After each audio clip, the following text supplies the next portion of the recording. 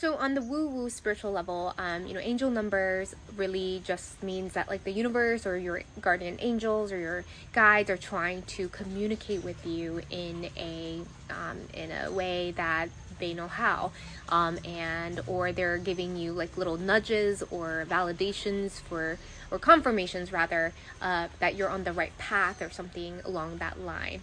And I'd be happy to talk more about the spiritual aspect of that. However, like what I wanted to actually talk about today is like how that makes sense for the logical brain as well, and what this could be translated into in a neuroscientific way. Because what I find is that, sometimes these woo-woo concepts or spiritual concepts land better when we can have like a scientific background around it. So if you have a hard time wrapping your head around these like angel numbers, as I probably would have too 10 years ago or 5 years ago or whatever, this is one way you can think about it.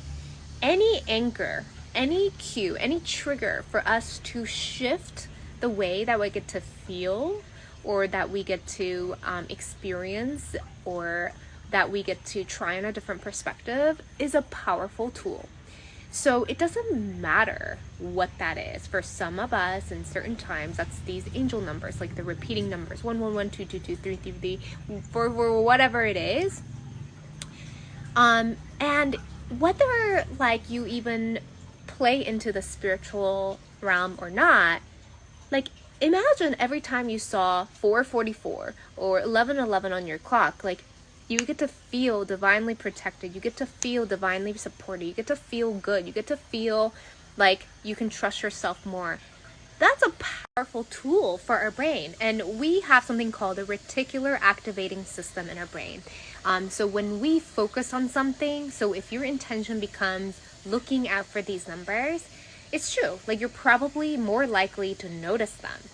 But like what's happening in your brain is actually that you're priming your brain, you're priming yourself to look for reasons to feel good. You're looking for ways to anchor yourself into feeling, divinely protected, divinely supported, like all the things that probably help us be more powerful and confident and productive, and all the things that you probably desire.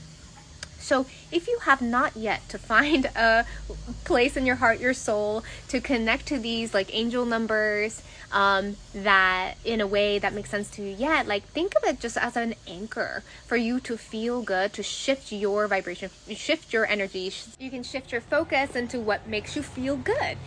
So let me give you one more example of like what reticular activating system is, and how understanding this can help you create the outcome that you want, or stay in the energetic or emotional state that most support you throughout the day, so that you can continue to do the things that you want and feel the things that you want to feel, and so on. So reticular activating system. So imagine like you are going to buy a new white Tesla, and that's something that you've been thinking about. Well, have you noticed that when you start to think about something like that, all you start to notice is like white Teslas on the road? You never notice how many white Teslas are out there on the road, and you're like, what the heck? Have that always been the case? Has that always been the case? Well, that's your reticular activating system working for you. So going back to the fact that knowing this can potentially support you in achieving your goals better and staying in the right energetic and mindset to achieve that. Well, first of all, what I find is a lot of times people subconsciously focus on, or habitually even focus on, their worst case scenario, or what they actually don't want. In a form of worries or fears. They think about the worst case scenario rather than the best case scenario of what they truly want, or they talk about the things that they don't want rather than the things that they want. So in that process, they're actually manifesting, creating more of the experiences that they actually do not want, or attracting things into their life, because subconsciously they're actually focusing on that, and they're tuning into ways to create more of that. So this is actually another way that we can explain what's happening with the woo-woo concept of laws of attraction. I know we're going off on another tangent, but it's really our reticular activating system that is working hard for us, automatically. So when we say, what we focus on materializes, or what we focus on grows, that's what we mean, is that when we have something on our mind, it's more likely that we're going to subconsciously or consciously scan our environment to notice more of that thing that we decided to focus on.